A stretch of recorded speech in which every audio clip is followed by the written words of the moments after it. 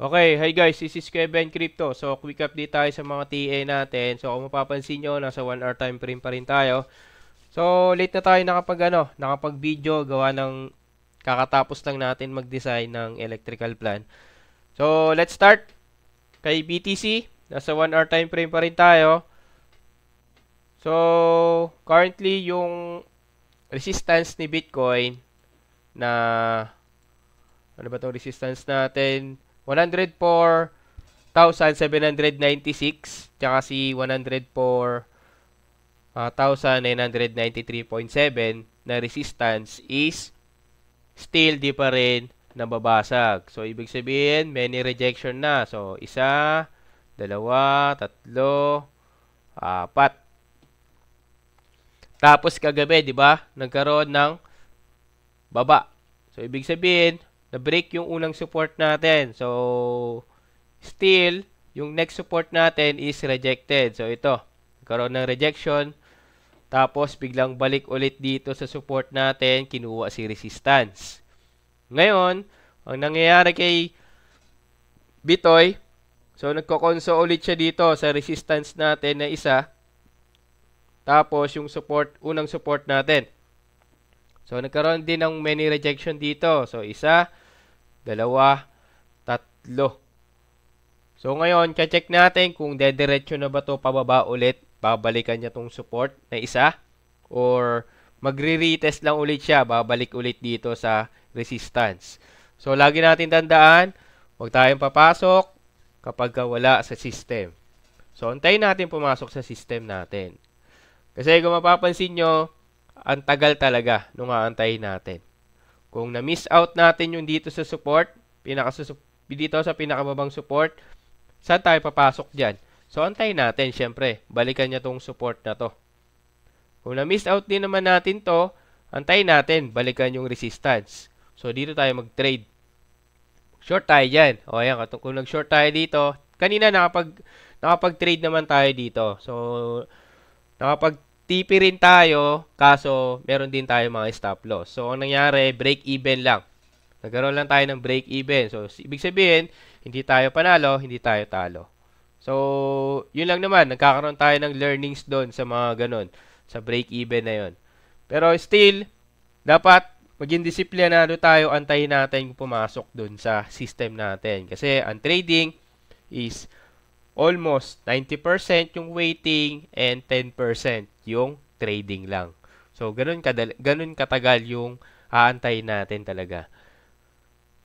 So, yan. Check natin kung possible ba balikan si support. Kapag binalikan si support, dito, pwede tayong pumasok. So, ito. Dito sa 103,007.2, kapag yan nabasag, binaba, pwede tayong mag-short dyan. So, possible, balikan niya tong support dito sa baba. Pero, kung yan rejected, babalikan niya tong support dito natin na 103,272.2. Possible, retest yan. Babalik yan dito sa resistance. So, kung babalik yan sa resistance, ganun lang din. Aantayin natin kung mababasag na ba si resistance natin. Pero still, kung rejected pa rin yan, ang isa ulit possible na kunin niya is yung support lang ulit.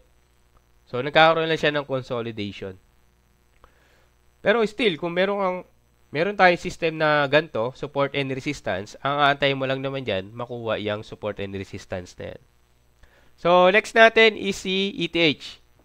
So, for ETH, so, nangyari, yan, nagkaroon tayo ng bagong resistance dito. So, nagkaroon tayo ng break of structure kasi na-break to kahapon. So, kahapon to.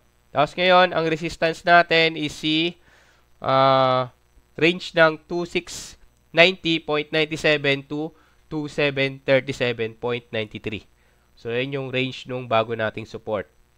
So, ngayon, currently, pababa yung resistance. Yung market kasi nagkaroon ng rejection sa resistance. So, ito. Nagkaroon tayo rejection dito sa resistance. So, ngayon, check natin kung babalikan niya tong support. Pero possible, balikan niya yung support. Or, i-retest niya ulit yung resistance.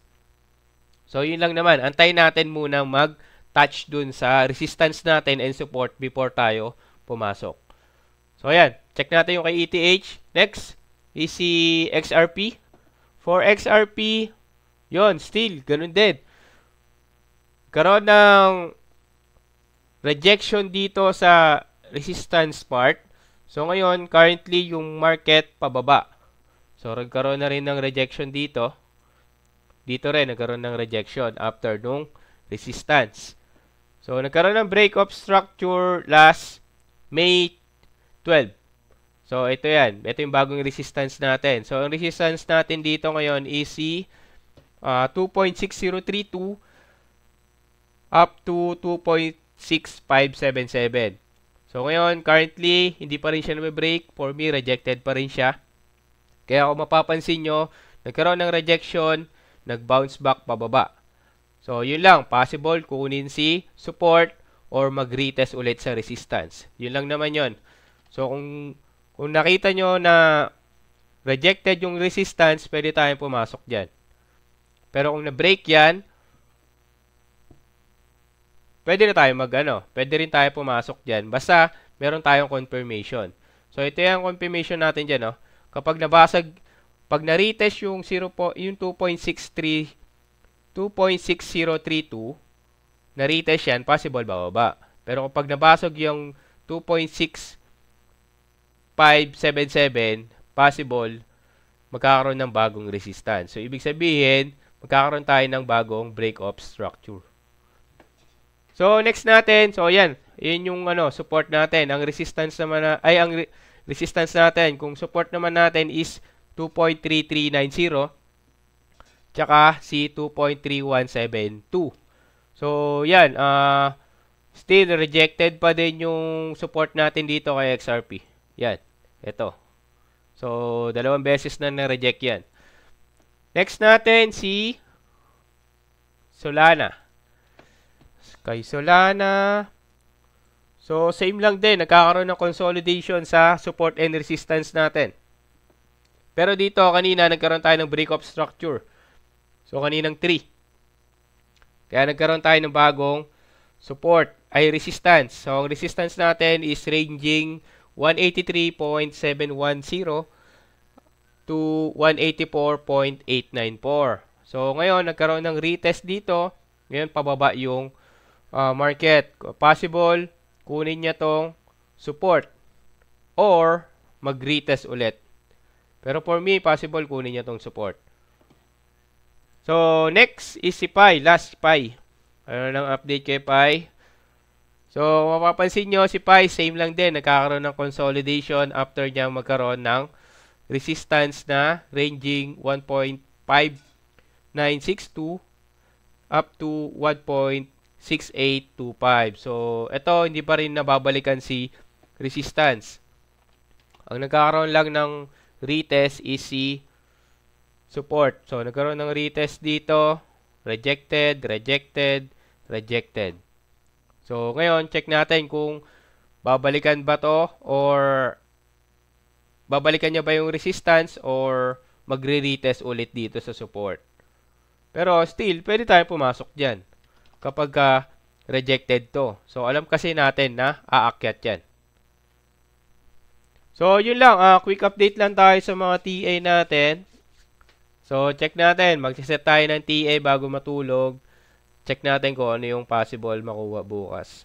So, yun lang. This is Kuya Ben Crypto. Peace out.